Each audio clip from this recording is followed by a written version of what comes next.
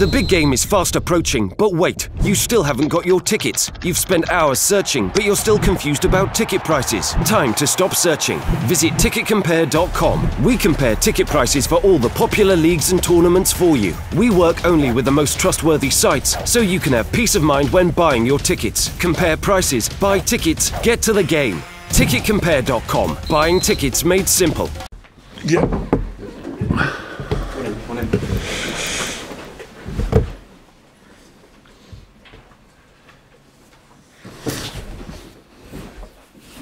Morning. Latest on your squad, please.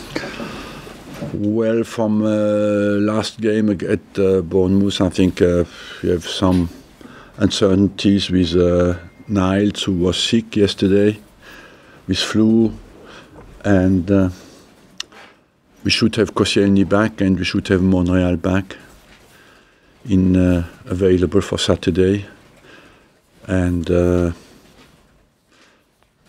maybe Özil back as well. He should be back as well.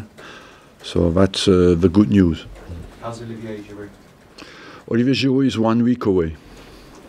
And just finally for me, obviously Theo Walcott has now joined Everton. What were your abiding memories of him being at Arsenal? Well, I would say that my memories on Theo go for over 12 years, you know. Personally, I'm very, very attached to Theo because he's a person who is intelligent, has complete integrity, for total commitment and focus on his job. And I remember he arrived here at the age of 16 and went to the World Cup straight away. And of course he scored important goals when you look back in big games. You speak about cup finals or Champions League games or the games against local derbies. You know, we have been outstanding performances against Tottenham. So I just regret what happened, but he didn't play enough recently, and I wish him well and thank him for everything he has done for us, and we'll always be welcome here. Thank you for your time, Arsene. Could you tell us the latest on Sanchez to Manchester United? That is a story where you are well documented, apparently in the media, you know, so I have not a lot to add to that. It can happen, it can as well not happen. Really? It's still? Yeah. At that stage? Yeah, at that stage, yes. Do you think then there is a chance he could ever play in an Arsenal shirt again? Yes, of course. If it doesn't happen, he will play on Saturday. I think United want to do it within the next 24 hours. How likely do you think that is? I've worked on transfers for 30 years, you know, so it is likely to happen, but any moment, any minutes, things can break down. That's how the transfer market is. So as long as it's not over the line, you have to accept that it can as well not happen. It's never, these kind of things are never guaranteed. And obviously a part of the negotiations, it would seem, involves a player coming the other way in Henrik Mkhitaryan. Is that your understanding as well? My understanding, yes. And what about him as a player? Do you like him? Yes, of course. If it's a possibility, it's because I like the player. And he likes Arsenal too. You've probably heard his quote from 2009, if not I can give it to you. Yeah, we played many times against him when he was at Dortmund, you know, and so he certainly appreciated the quality of our games and the way we play football. And so that's why certainly loves the club as well. Would wages be an obstacle at all, because you have the structure here, which apparently he wouldn't quite fit into, given what's on at United? The wages would not be a problem. In terms of Sanchez, you said that he wouldn't go unless you found a replacement for him. Would that replacement be Mkhitaryan, or would you still be looking? Look, this would be an exchange of players, and I think one will replace the other. And are we still on the transfer market after that? Yes. Malcolm, any latest on that? No, I don't think we are close to do that. You don't think that will happen in January? I don't think so, no. And Aubemayang, forgive the pronunciation, his agent's apparently in London. Is he a player that might be joining Arsenal soon? No, I have nothing to add to that. We are, as I told you, we are this kind of things. It's better when it's secret and when you don't come out on it, and when you announce it when it's over the line. And apart from a deal we just spoke about, Sanchez, Mkhitaryan, could happen, yes. Nothing else is close. Aubemayang, just finally on him, to say the least, is a bit of a character, isn't he? Would he fit in at Arsenal, do you think? Yes, because character can be a very positive note and can be a very negative note, So I believe overall you look at the achievement of a player during his career, and usually when the career has been very positive, a character has been used in a positive way. Final one, Johnny Evans. There's well nothing to add at the moment. You say Ozil's possibly fit again, which is good news. Do you see him being here in February? In February? Yes, of course.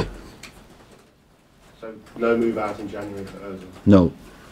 Can I just ask you finally from me, Arsene, about the making public of the exchange with Mike Dean after that decision to give West Bromwich Albion a penalty, which we obviously realised was a bad decision. Do you feel happy that these exchanges are made public?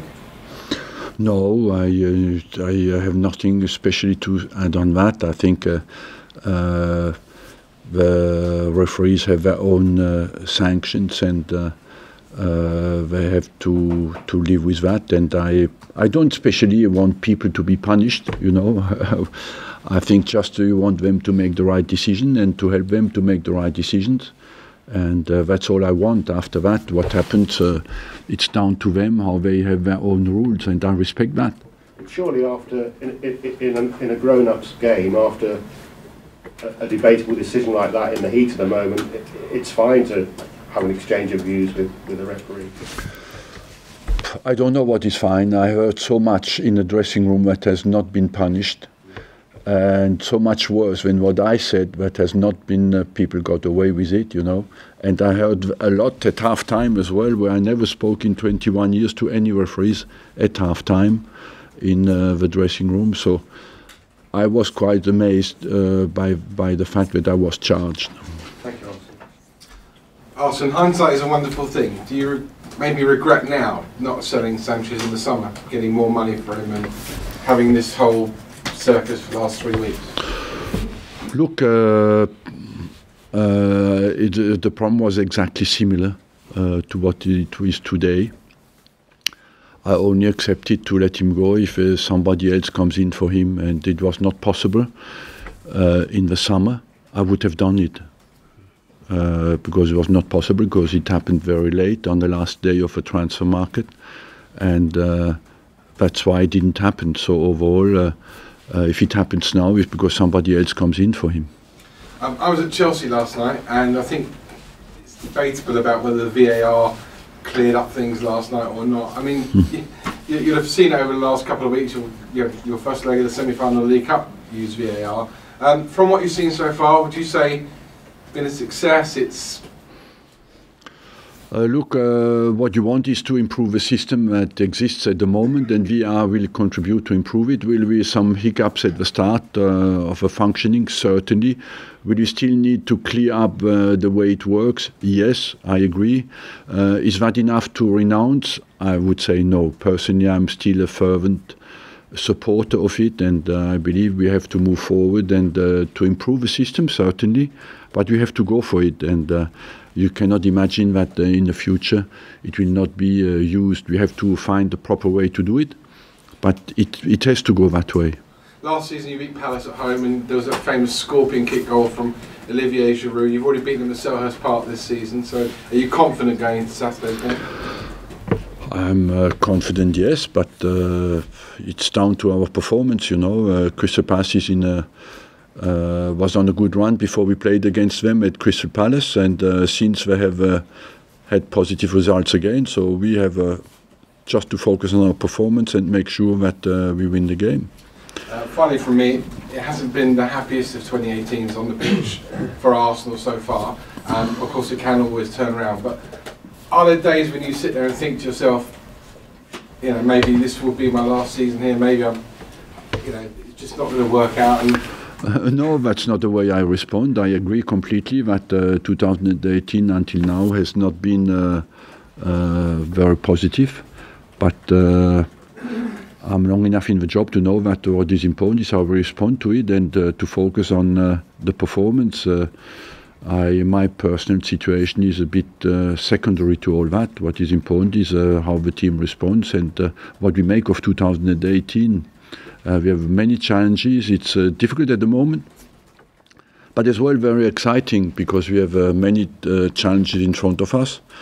And we can come back in the Champions League. And we, of course, play the semi-final next week. And after, we have a Europa League as well, is another target. So we have to very quickly get over this transfer period, because for us, especially, this period has been more disturbing than ever. Because why? Because we have big players who are at the end of their contract, and that's the first time it happens. But we have so influential players who have close to the end of their contract, and it has been more destabilising than ever. You just said, Arsene, that this has been more disturbing than ever. That means you must have been under a lot of stress. Has this been the most stressful period the last couple of weeks? I don't know. I have no stress measurement at all, but it is, of course, it has been very, it occupies you on the pitch, off the pitch, and at night as well, because you're very busy. After that, I think I can deal with the kind of stress it creates, and the experience I have helps me to focus on what is important and at the right moment. How close are you to confirming Jack Wilshere's future? We know what we want. We want him to stay. We want him to extend. After that, we have to find. He wants to stay. After that, we have to find a satisfying financial agreement with Jack that is good for him, and that's what we're trying to do. Arsene, reports coming out of Manchester suggest United are willing to pay Sanchez £500,000 a week. Is that a worry for football in general, with the bar being raised so high? I wouldn't like to come out on the numbers, because that's a Man United problem. If they want to come out with the numbers they offer to Sanchez. I respect Man United because they generate the money, they pay to the players by their own with their own resources. So you have to respect that. And after that, it's down to them to know how much they want to give to the player. But overall, Manchester United is a club very well managed financially, and of course as well on the pitch. So that's why I don't have any problem with the money they pay. But will it skew the transfer market here, the wages paid for other clubs?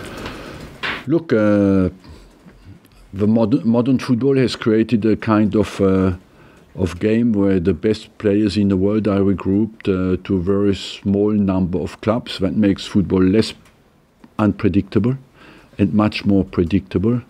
And I would say the financial resources become between the biggest clubs and the smaller clubs. This gap has increased in the last 5 years tremendously. On Alexis's decision, though, are you disappointed that it does seem to have come down to money in the end?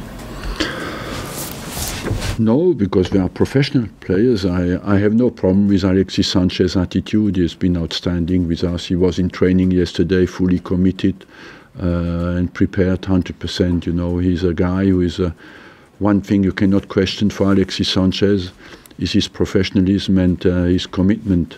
After that, he's 29 years old. The next contract will be, of course, very important for him. I mean, Arsenal made him a big offer, didn't you, to stay here? Do the fans have to accept, though, that maybe Arsenal can't still quite compete with United and City in terms of the wages that they can offer? Yes. Financially, yes. That doesn't mean that you cannot compete on the pitch, but that would not be an excuse big enough to not compete on the pitch. But of course, there is no mystery that United and City have bigger financial resources. Is it a case, though, that you might have to tweak the wage structure to maybe pay the top players more and have fewer players on the same sort of salary? That would need a longer explanation maybe than just a short press conference. It's debatable but not feasible. I do not want to come out with the numbers now because I feel that would not be the right moment. We did the maximum we could afford to do, and one day maybe I will come out on that, but today is not the moment. Okay, you left him out at Bournemouth because he was, I think you said, half in, half out. But if the deal isn't done, you're confident he's in the right frame of mind? Yeah, because it's deadline now. When I left him out at Bournemouth because I was scared that we sit at Bournemouth on Saturday night and the transfer happened. It was already quite advanced, so I didn't want to be in a position where I travel with him and he has to go back and doesn't play. But you think if it's not done, he'll be in the right frame of mind mentally? If it's, as you said, you well informed, it's now in the next 24, 48 hours it will happen or not. Thank you very much. Thank you, Austin. Can we take the mics out, please? Yeah.